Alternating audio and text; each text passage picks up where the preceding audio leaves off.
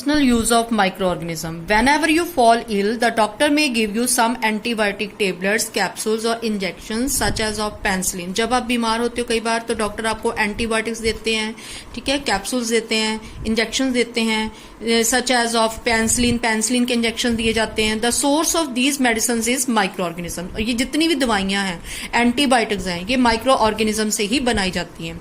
These medicine किल और stop the growth of the disease causing micro organism. और ये दवाइयां क्या करती हैं, जो डिजीज बीमारियां फैलाने वाले माइक्रो ऑर्गेनिज्म होते हैं उनको मार देती हैं. सच मेडिसिन आर कॉल्ड एंटीबायोटिक्स. और इन दवाइयों को एंटीबायोटिक्स कहा जाता है. तो इससे ये शो होता है कि जो एंटीबायोटिक्स होती हैं आपको ठीक करने के लिए जो डॉक्टर आपको एंटीबायोटिक्स देते हैं वो माइक्रो ऑर्गेनिज्म से ही बनाई जाती हैं. These days a number of antibiotics are being produced from bacteria and fungi. तो बहुत सी एंटीबायोटिक्स जो हैं वो बैक्टीरिया या फंजाई से बनाए जाते हैं. Streptomycin, tetracycline and erythromycin are some of the commonly known antibiotics which are made from fungi and bacteria.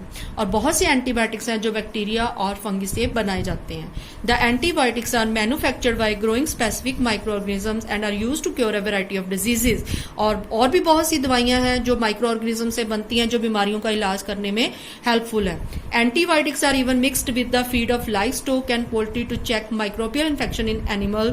They are also used to control many plant diseases. Antibiotics जो है वो plant की diseases को ठीक करने में और animals की infection को दूर करने में भी help की जाती है. नेक्स्ट इनका यूज है vaccine. when a disease carrying microbes enters our body, the body produce antibodies.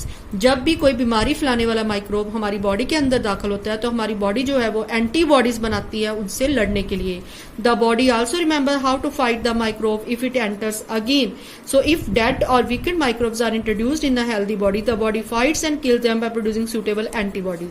तो इसी तरह जब कोई माइक्रोब हमारी बॉडी के अंदर चला जाता है तो हमारी बॉडी के अंदर जो एंटीबॉडीज बनती है वो इनके साथ फाइट करती हैं और हमारी बॉडी को इनके जो अटैक है उससे बचा लेती हैं. The antibodies remain in the body and we are protected from the disease causing microbes. और हम बीमारियां फैलाने वाले माइक्रोब से बच जाते हैं.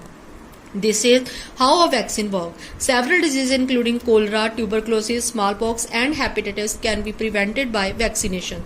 तो ऐसे बहुत से वैक्सीन हैं जिनसे बीमारियों का इलाज किया जाता है, वो भी माइक्रो ऑर्गेनिज्म की हेल्प से ही बनाए जाते हैं. In your childhood you must have been given injection to protect yourself against several diseases. जब आप छोटे बच्चे होते हो तो बचपन में ही बहुत से इंजेक्शन दिए जाते हैं हमें बीमारियों से बचने के लिए. Can you prepare a list of these diseases? You may take help from your parents. आप अपने पेरेंट्स से भी पूछ सकते हो कि कौन कौन से इंजेक्शन आपको बचपन में दिए जाते हैं बीमारियों से बचाने के लिए. It is essential to protect all children against diseases. तो बच्चों को इन बीमारियों से बचाना जरूरी होता है, इसलिए बचपन में ही उनको बहुत से इंजेक्शन दे दिए जाते हैं. Necessary vaccine are available in the nearby hospital. और हमारे आसपास के हॉस्पिटल्स में ये सारे इंजेक्शन जो है वो मिल जाते हैं. You might have seen the advertisement on TV and newspaper regarding protection of children against polio under the pulse polio program. Polio drops given to children are actually a vaccine. तो इसी तरह बच्चों को पोलियो से बचने के लिए भी पोलियो ड्रॉप्स दिए जाते हैं जो एक तरह का इंजेक्शन ही होता है, वैक्सीन होता है. A worldwide campaign against smallpox has finally led to its eradication from most parts of the world. These days vaccine are made on a large scale from micro organisms to protect humans and other animals from several diseases. तो जितने भी vaccine हैं जो खतरनाक बीमारियों से बचने के लिए बनाए जाते हैं वो माइक्रो ऑर्गेनिज्म से ही बनते हैं और ये एनिमल्स और ह्यूमन बींग्स को बहुत सी बीमारियों से बचाते हैं. तो कहने का मतलब ये है कि माइक्रो ऑर्गेनिज्म का जो इस्तेमाल है एंटीबायोटिक्स बनाने में और बहुत से वैक्सीन बनाने में किया जाता है. नेक्स्ट है increasing soil fertility. Some bacteria and blue-green algae are able to fix nitrogen from the atmosphere to enrich soil with nitrogen and increase its fertility. These microbes are commonly called biological nitrogen fixers. तो कुछ bacteria क्या करते हैं and blue green algae क्या करते हैं, जो atmosphere plants जो होते हैं एटमॉस्फेयर से डायरेक्ट नाइट्रोजन नहीं ले सकते, तो इसलिए जो बैक्टीरिया होते हैं वो नाइट्रोजन को नाइट्रोजनस कंपाउंड्स में कन्वर्ट करके प्लांट को देते हैं, जिससे कि वो क्योंकि वो डायरेक्ट नाइट्रोजन नहीं ले सकते तो वो इनको कन्वर्ट करके प्लांट्स की हेल्प करते हैं। और वो क्या करते हैं, जिससे क्या होता है कि सॉइल की जो होती है फर्टिलिटी इंक्रीज हो जाती है। And these microbes are commonly called biological nitrogen fixer. इसलिए हम इनको नाइट्रोजन फिक्सर भी कहते हैं, क्योंकि ये एटमॉस्फेयर की जो नाइट्रोजन होती है उसको इंपॉर्टेंट नाइट्रोजनस कंपाउंड्स में कन्वर्ट कर देते हैं। नेक्स्ट है क्लीनिंग द एनवायरनमेंट। जैसे हमने पहले ही पढ़ा है कि जो इन माइक्रो ऑर्गेनिजम्स होते हैं वो इन्वायरमेंट को क्लीन करने में हेल्प करते हैं। कैसे? Boojho and Paheli had observe the school gardener making manure along with their friends, they collected wastage of plants, vegetables and fruits from nearby houses and garden. तो हम जब वेजिटेबल्स के जो अभी मैंने पहले भी बताया था कि जो वेजिटेबल के पील्स होते हैं और जो सब्जियां जब फल गल सड़ जाते हैं उनके जो पील्स होते हैं, they put them into a pit, उनको एक पिट में डाला जाता है और after some time it decomposed and got converted, और बैक्टीरिया इनको डिकम्पोज करके इनकी मैन्योर बना देते हैं। तो इस तरह से जो बैक्टीरिया होते हैं, जो वेजिटेबल पील्स होते हैं, उनको मैन्योर में कन्वर्ट करके इन्वायरमेंट को क्लीन करते हैं।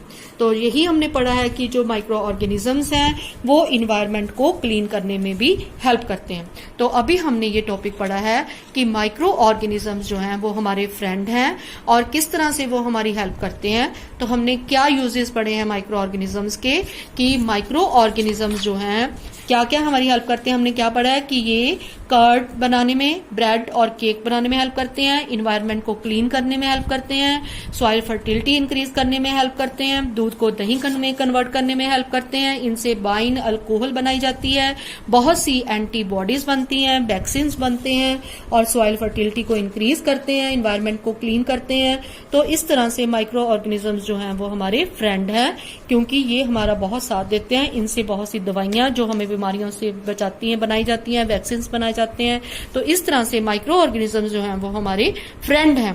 ठीक है, तो नेक्स्ट हम पढ़ेंगे कि माइक्रो और हार्मफुल माइक्रो ऑर्गेनिजम्स के बारे में पढ़ेंगे कि माइक्रो ऑर्गेनिजम्स जो हैं अगर हमारे फ्रेंड हैं तो साथ ही साथ ये हमारे बहुत बड़े शत्रु भी हैं, क्योंकि ये हमें बहुत सी बीमारियां फैलाते हैं और कुछ ऐसी बीमारियां भी हैं जो हमारी लाइफ को डिस्ट्रॉय कर देती हैं। तो इनसे बचना मुश्किल हो जाता है। तो इसलिए ये हार्मफुल है, क्योंकि ये हमें बीमारियां फैलाते हैं और उन बीमारियों से बचना कई बार बहुत ही मुश्किल हो जाता है। जिस तरह की अभी कोरोना जैसी बहुत ही भयानक बीमारी चल रही है, जो कि एक इन्हीं माइक्रो ऑर्गेनिज्म से स्प्रेड होती है और इससे बचने के लिए अभी तक कोई भी वैक्सीन नहीं बन पाया। तो क्योंकि ये बहुत सी बीमारियां फैलाते हैं इसलिए ये हमारे शत्रु भी हैं और अब हम इस टॉपिक को डिटेल में करेंगे।